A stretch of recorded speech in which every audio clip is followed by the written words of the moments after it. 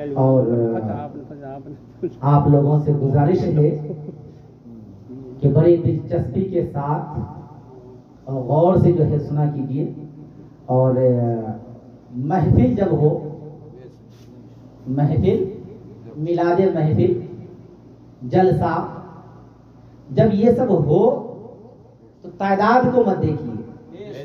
سبحان اللہ سبحان اللہ. بے شک عقیدہ اور عقیدت. نعرہ تکبیر، نعرہ رسالت یا رسول اللہ، اولیاء اہل سنت زندہ باد، گوش کا دامن نہیں چھوڑیں گے. نعرہ تکبیر، اللہ اکبر، نعرہ رسالت یا رسول اللہ. ارشاد. ماشاء اللہ. تو حضرات محترم، جب اللہ اور اللہ کے رسول صلی اللہ علیہ وسلم، اللہ کے محبوبین کا جب ذکر کی بات آئے تو ہوں گے وہ کچھ اور مولانا یا اور کوئی مقرر جن کے لیے معنی رکھتا ہو مجمع، لیکن حقیقت میں جو عاشق رسول ہوگا، عاشق غوث و خواجہ و رضا ہوگا، ان کے لیے معنی تعداد نہیں، معنی عقیدت اور محبت. بے شک بے شک. سبحان اللہ. اور محبت کے لیے جتانے اور دکھانے کی ضرورت نہیں. اگر آپ کے دل میں محبت ہے، اگر ہم نے آپ کو نہیں بھی بلایا ہے تو مدینے والے آقا آپ کو پھر بھی بھیجیں. سبحان اللہ سبحان اللہ. بے شک بے اور شک. آپ آئیے گا. کیوں آئیے گا معلوم ہے؟ اس لیے نہیں کہ عارف رضا بول رہا ہے اور عبدالستار صاحب کے گھر میں پروگرام ہے، نہیں، بلکہ مدینے کے تاجدار کا تذکرہ ہو رہا ہے. دونوں جہاں کے مالک و مختار کی تعریف و شان بیان کیا جا رہا ہے، اور یہ شان اور بیان کو سننے کے لیے ایک صرف 5واں کلا نہیں، بلکہ دنیا کے کسی بھی کونے میں اگر جانے کی ضرورت پڑے تو جانے کے لیے تیار ہے. سبحان اللہ سبحان اللہ. بے شک. کیا آپ کو معلوم نہیں کہ حضرت سیدنا امام اعظم ابو حنیفہ رضی اللہ تعالیٰ بہت بڑے امام گزرے، اور یہ امام کی 2 شان بتا دوں آپ کو. کتنی شان؟ 2. اور یہ دونوں شان انسانوں کے لیے، خالی مسلمانوں کے لیے نہیں بلکہ انسانوں کے لیے. ہدی للناس، کیا؟ ہدی للناس، انسانوں کی ہدایت کی بات، انسانوں کی ہدایت کے لیے. کیا ہے وہ؟ یہ ہے کہ جب سرکار امام اعظم ابو حنیفہ رضی اللہ تعالی عنہ، کون سی ذات کا نام ہے، کون سی شخصیت کا نام ہے معلوم ہے آپ کو؟ وہ ذات اور وہ شخصیت کا نام ہے جنہیں پوری دنیا نے امام مانا. جس طرح سے غوث اعظم کو قیامت تک کوئی نہیں چھوڑ سکتا، ویسے ہی امام اعظم کو کوئی نہیں چھوڑ سکتا. مسائل کے امام جو 4 ہیں، 4 میں سب سے بڑے امام جو ہیں وہ کون ہیں؟ امام اعظم ابو حنیفہ رضی اللہ. امام اعظم ابو حنیفہ رضی اللہ تعالی عنہ صحابہ کے زمانے میں تھے. کن کے زمانے میں تھے؟ حضور کے بعد صحابہ کرام کے زمانے میں تھے. اور جب انہیں کوئی معاملہ، کوئی مسئلہ معلوم کرنا ہوتا تو ادھر ادھر کے مولویوں کے پاس نہیں جاتے تھے. جیسے آپ جھولا جھنڈی اٹھاتے ہیں اور چل دیتے ہیں کہ دین کے نام پر. ارے تو دین کو آباد کرنے جا رہا ہے یا برباد کرنے جا رہا ہے یہ بھی پتا نہیں. بلکہ وہ اپنی سواری پہ اونٹ پر سوار ہوتے، روانہ ہو جاتے تھے مدینہ شریف کی طرف. کدھر روانہ ہوتے؟ مدینہ شریف کی طرف. اور وہاں پہ جب آپ جاتے تو آپ صحابہ کرام رضوان اللہ کا نام بلکہ فقط اتنا دیکھو کہ حکم کن کا ہے. سبحان اللہ بے شک. حکم کیا دیکھو کہ حکم کن کا ہے یہ دیکھو. معلوم ہے حضرت اویس ہاں یہ مسئلہ جب بات آئی ابو حنیفہ کی تو ایک مسئلہ اور اسی پہ سن لیجیے اور غور کرنے کی بات ہے. آج ہم کہیں تھوک دیتے ہیں کیسوں بھی تھوک دیتے ہیں, تھوکتے ہیں کہ نہیں. امام اعظم ابو حنیفہ رضی اللہ تعالی عنہ کے یہ سیرت میں عادت کریمہ میں, سیرت سمجھتے ہیں نا, جو آپ کی عادت ہے وہ آپ کی سیرت ہے, جو آپ کی عادت ہے وہ آپ کی سیرت ہے. سرکار امام اعظم ابو حنیفہ لمبا سفر کر کے گئے مدینہ شریف. کون سا سفر کر کے گئے؟ لمبا سفر کر کے. کہاں گئے؟ مدینہ شریف. پھر وہی ماں کے حکم کو لے کر کے گئے. کیا لے کے گئے؟ ماں کا حکم, مسئلہ معلوم کرنے گئے. جب وہاں پہ گئے تو نماز کا ٹائم ہو چکا تھا, وقت ظہر. کیا ہو چکا تھا؟ وقت ظہر. اتفاق کی بات تھی کہ ماں نے جس صحابی کا نام بتایا تھا وہ گیٹ پر ہی مل گئے, مسجد نبوی شریف کے گیٹ پر مل گئے. کتنی خوش قسمتی کی بات ہے. لیکن آگے جب سنیے گا تو حیرت کیجیے گا, آگے جب سنیے گا تو حیرت کیجیے گا. امام اعظم ابو حنیفہ نے دیکھا کہ ہاں یہ صحابی مل گئے.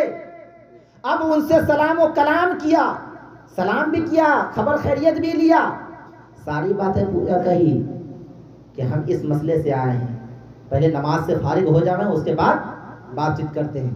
اسی بیچ میں امام اعظم ابو حنیفہ کیا دیکھتے ہیں, وہ صحابی اپنے منہ کو پشچم کے جانب, پشچم سمجھتے ہیں نا, قبلہ کے جانب منہ کر کے تھوک دیا.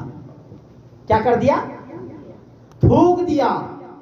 حضرت امام اعظم ابو حنیفہ کہتے ہیں کہ جس انسان, جس صحابی کے دل میں خانہ کعبہ کا احترام نہ ہو, قبلہ کا احترام نہ ہو, قبلہ کی طرف تھوکنے والا ہو, ابو حنیفہ اس سے کوئی مسئلہ معلوم نہیں کرتا.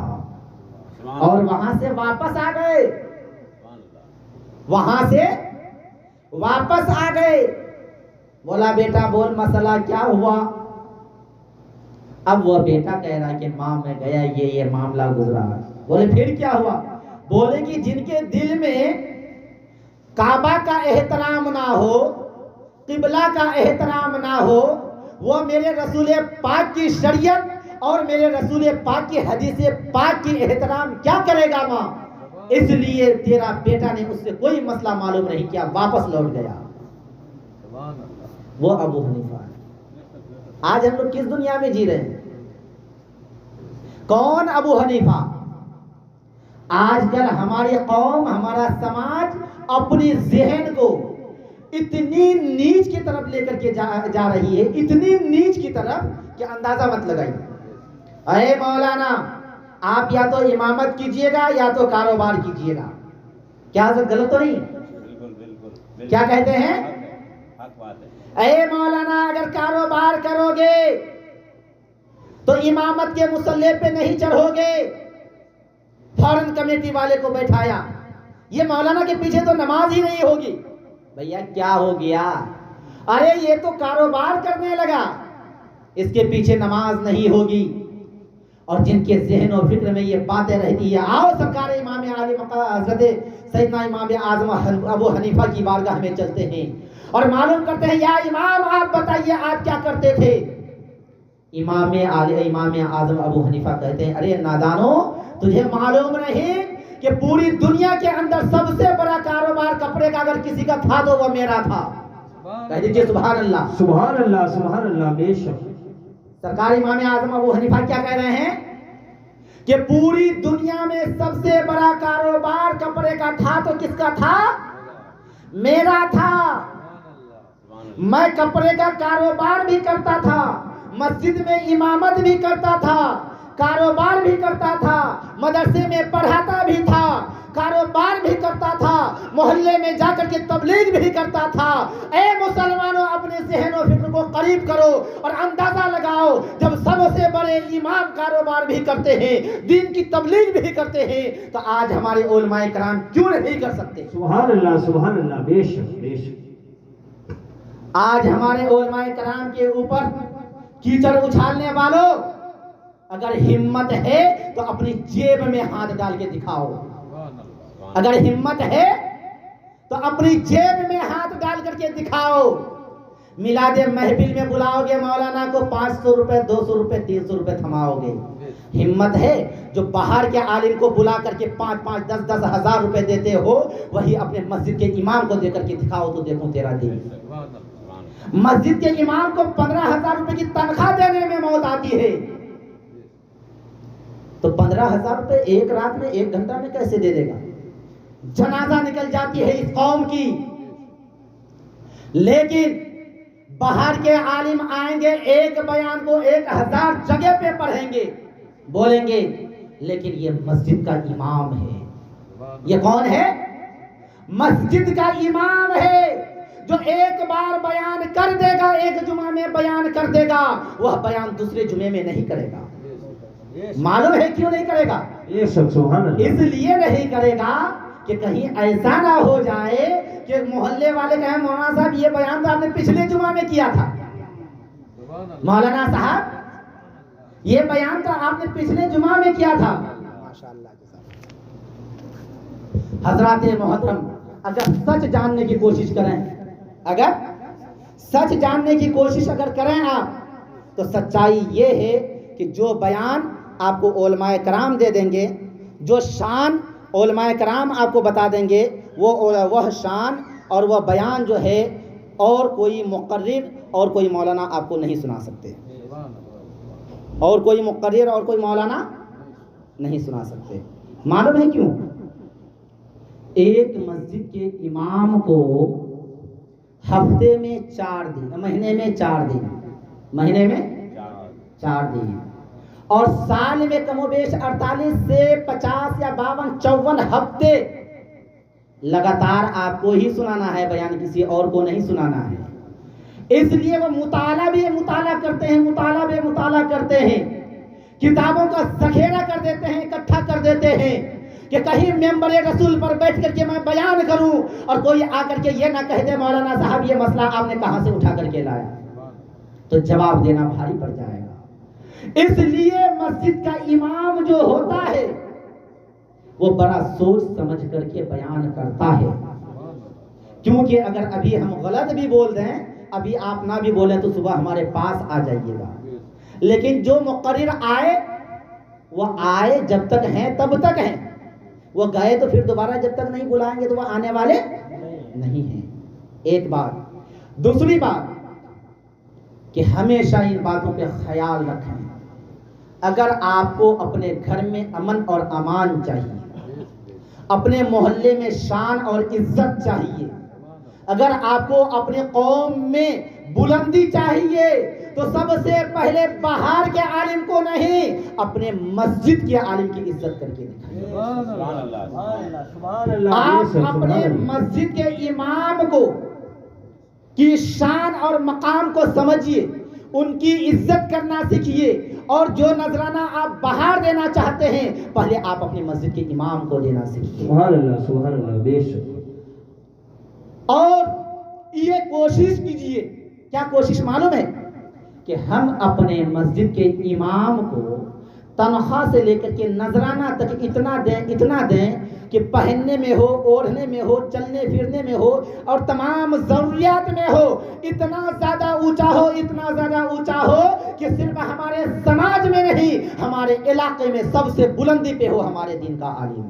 سبحان اللہ، بے شک۔ میں نہیں کہہ رہا ہوں، یہ میں نہیں کہہ رہا ہوں، بلکہ پیغمبر اعظم علیہ الصلوۃ والتسلیم نے ارشاد فرمایا، اپنے عالم کی اتنی عزت کرو کہ تم اپنے سر کا تاج اگر تم اسے سمجھو گے تو اللہ تعالیٰ خود تمہارے سر پہ تاج رکھ دے گا۔ آج کل ہم لوگ کس دنیا میں جا رہے ہیں؟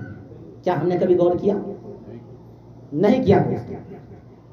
اس قسم کی باتوں پہ ہمیں ضرورت ہے دھیان دینے کی۔ ضرورت کیا ہے؟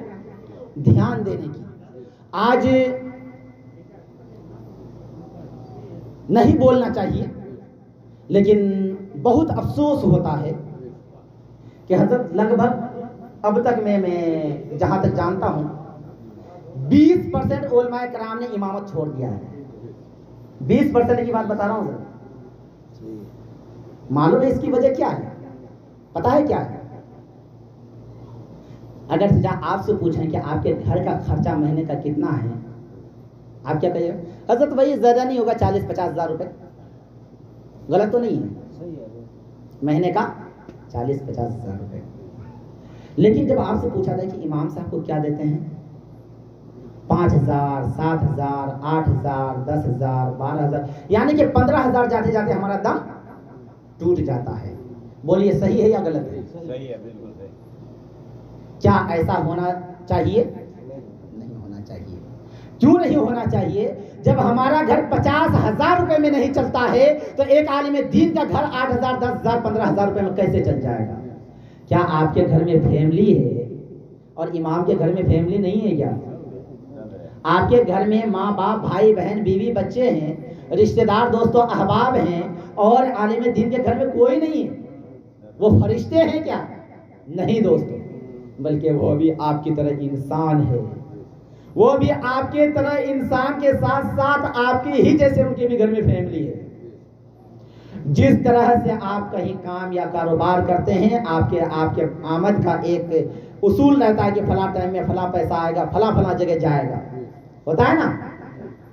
ویسے ہی عالم دین کی بھی گھر میں ماں بہن بھائی باپ بیٹی انتظار میں رہتے ہیں کہ ہاں ہمارا بھی بھائی، ہمارا بھی باپ، ہمارا بھی چچا، ہمارا بھی بیٹا، ہمارا بھی شوہر فلاں ٹائم میں تنخواہ ملے گی، وہ ہمیں بھیجیں گے، اپنی ضروریات کو پوری کریں گے۔ کیا کبھی ہماری قوم نے کیا کبھی یہ پوچھنے کی کوشش کیا کہ امام صاحب یہ جو تنخواہ آپ کو ملتی ہے، کیا اس تنخواہ سے آپ کا گھر چل جاتا ہے؟ کسی نے پوچھنے کی کوشش کیا؟ نہیں کیا۔ باہر کے جب عالم آئیں گے تو ان کے نام پہ نذرانے کے نام پر لٹا دیں گے، مسافر کے نام پر لٹا دیں گے، لیکن کسی بھی عوام کو یہ ہمت نہیں ہوگی کہ جمعے میں جاتے ہیں نا تو 100 50 200 500 نہیں تو 10 20 روپے ہی کر کے امام صاحب سے مسافہ کرتے ہیں۔ حضرت غلط ہے تو بتائیے۔ بس ہماری قوم کی کچھ اسی طرح کی خامیاں کو دیکھ کر کے، غلطیوں کو دیکھ کر کے، جو عالم امامت کو چھوڑنا گوارا نہیں کرتے تھے، وہ عالم مجبور ہو کر کے چھوڑ کر کے کاروبار میں چلے گئے۔ میں خود کاروبار کرتا ہوں، میرا خود کا کپڑے کا کاروبار ہے، وہ تو ان لوگوں کی محبت کھینچ کر کے لے آئی ہے۔ میں آیا تھا کسی کام سے، لیکن میں رہ گیا۔ اللہ کے فضل و کرم سے میرا خود کا کاروبار ہے، لیکن شاید یہاں کا دانا پانی میرے قسمت میں تھا۔ آپ لوگوں کی محبت ملنی تھی، آپ لوگوں سے ملاقات ہونی تھی، اس لیے ہم یہاں تک پہنچ گئے، نہیں تو ہماری پرانی جگہ والے بھی پریشان ہیں بلانے کے لیے۔ حضرت آج تک ان لوگوں کو معلوم نہیں کہ میں راجستھان میں ہوں، ناگور 9 سال رہا، ایک ہی جگہ پہ، بغری 3 سال رہ کر کے آیا، لیکن اس کے باوجود بھی کوئی ایک انگلی نہیں اٹھا سکتا۔ معلوم ہے کیوں؟ اگر میرا باپ ہے، ساری بات کا نچوڑ میں آپ کو بتا دوں، اگر میرا باپ عارف رضا کا باپ بھی ہے، اگر وہ غلط چلتا ہے، غلط بولتا ہے تو اسے غلط ہی کہے گا، کبھی اس کا سمرتھن نہیں کرے گا، کیونکہ عارف رضا کو صرف ایک خوف ہے، ایک ڈر ہے، ایک دہشت ہے۔ اے عارف رضا، تو دنیا میں راضی کر لے گا اپنے باپ کو، اپنے دوست کو، اپنے رشتہ دار کو، اپنے نمازیوں کو، اپنے مقتدیوں کو راضی کر لے گا غلط باتوں پہ، لیکن بروز قیامت میں جب پیغمبر اعظم پوچھیں گے کہ اے عارف رضا، تجھے عالم اس لیے بنایا گیا تھا کہ تو عوام کے ہاں میں ہاں ملائے گا، اس کی صحیح کو غلط اور غلط کو صحیح بنائے گا، اپنے باپ کی غلط فہمی کو دور نہیں کر پائے گا، اپنی ماں بہن بیٹی اور بھتیجوں کی غلط فہمیوں کی اصلاح نہیں کرے گا، بلکہ ان کی فرمائش کو صرف پوری کرنے میں لگا رہے گا، تو بتاؤ عارف رضا کیا جواب دے گا؟ سبحان اللہ سبحان اگر اللہ. بروز قیامت میں پیارے مصطفیٰ صلی اللہ علیہ وسلم نے عارف رضا سے چہرہ پھیر لیا تو پھر کہاں جاؤ گے؟ اگر پیارے آقا نے چہرے نبوت کو پھیر لیا، چہرے رسالت کو پھیر لیا، تو معلوم ہے آپ کا ٹھکانہ کہاں ہوگا؟ جہنم میں۔ جہنم کی آتش جلائے گی تمہیں، تمہاری اولاد خود کو جلائے گی تمہیں، نارے جہنم سے بچو گے کیسے؟ اگر بچنا ہے تو پیارے مصطفیٰ کے دامن سے وابستہ ہو جاؤ۔ حضرات محترم، کہنے کا اصل مقصد اور